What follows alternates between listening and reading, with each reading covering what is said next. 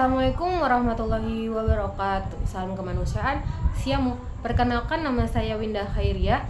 Saya dari program studi pendidikan guru madrasah ibtidaiyah Fakultas Ilmu Tarbiyah dan Keguruan Universitas Islam Negeri Sumatera Utara dengan NIM 0306232089. Baik, di sini saya akan menjelaskan tentang palang merah dan bulan sabit merah. Nah, Palang Merah dan Bulan Sabit Merah adalah organisasi kemanusiaan global yang berfungsi membantu korban konflik bencana alam dan keadaan darurat lainnya. Kedua simbol ini digunakan oleh Komite Internasional Palang Merah, yaitu ICRC, dan Perhimpunan Nasional Palang Merah atau Bulan Sabit Merah di setiap negara itu untuk mengembangkan bantuan kemanusiaan yang netral, independen, dan tanpa pandang bulu. Berikut penjelasan mendetail mengenai peran sejarah, prinsip-prinsip dasar dari organisasi tersebut. Selanjutnya penjelasan tentang sejarah dan latar belakang. Nah, Palang Merah pertama kali didirikan pada tahun 1863 oleh Henry Dunant, seorang pengusaha Swiss setelah menyaksikan penderitaan para prajurit di pertempuran Solferino, Italia. Dunant menulis buku judul A Memory of Solferino yang mengusulkan pembentukan organisasi sukarelawan untuk merawat tentara yang terluka. Ide ini diterima oleh beberapa negara dan lahirlah Komite Internasional Palang Merah, yaitu ICRC. Lambang palang merah yang identik dengan bendera Swiss dengan warna terbalik kemudian digunakan untuk menandai organisasi ini. Lambang bulan sabit merah mulai digunakan pada akhir abad ke-19 oleh beberapa negara muslim karena lebih mencerminkan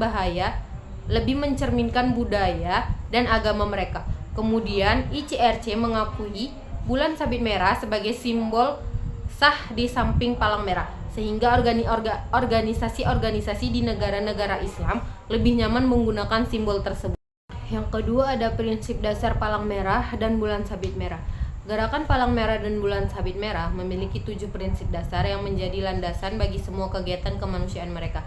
Yang pertama ada kemanusiaan, yaitu bertujuan melindungi nyawa dan kesehatan manusia serta memastikan penghormatan terhadap martabat manusia tanpa memandang latar belakang. Yang kedua ada pembedaan.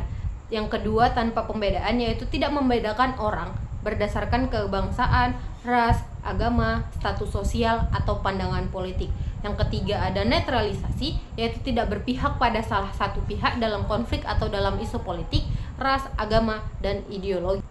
Yang keempat itu ada independensi, yaitu memastikan independensi organisasi sehingga dapat bertindak berdasarkan mandat kemanusiaan. Yang kelima ada kesukarelawan, yaitu merupakan organisasi yang bersifat sukarela tanpa tujuan mencari keuntungan. Yang keenam ada kesatuan, yaitu hanya satu perhimpunan nasional palang merah atau bulan sabit merah di setiap negara. Yang ketujuh yaitu kesemestaan, yaitu semua perhimpunan nasional memiliki hak dan tanggung jawab yang setara untuk saling membantu. Yang ketiga itu ada struktur organisasi. Gerakan Palang Merah dan Bulan Sabit Merah terdiri dari 3 komponen utama, yaitu yang pertama ada Komite Internasional Palang Merah, yaitu ICRC, yang bertanggung jawab untuk membantu korban perang, konflik bersenjata, dan mempromosikan hukum humaniter internasional.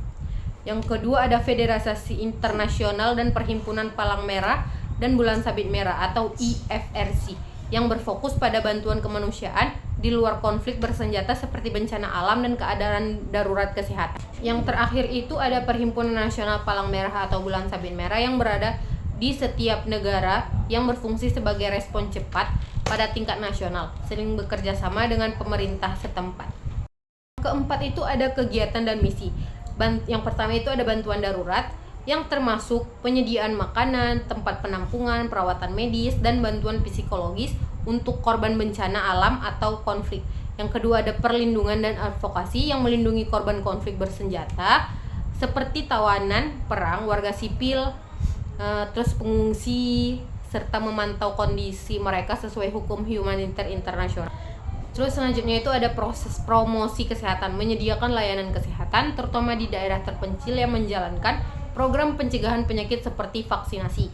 Yang terakhir itu ada edukasi hukum humaniter, mengajarkan hukum humaniter internasional yang kepada militer, pemerintah, dan masyarakat untuk menunjukkan kepatuhan pada perlindungan kemanusiaan dalam konflik.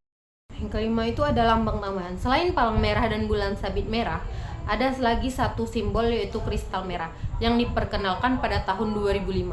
Lambang ini bersifat netral dan tidak menunjukkan afiliasi agama dan budaya tertentu. Kristal merah sering digunakan oleh organisasi yang tidak nyaman dengan simbol palang atau bulan sabit. Sekian dari penjelasan saya. Kalau ada kesalahan saya mohon maaf. Wassalamualaikum warahmatullahi wabarakatuh. Salam kemanusiaan. Siam.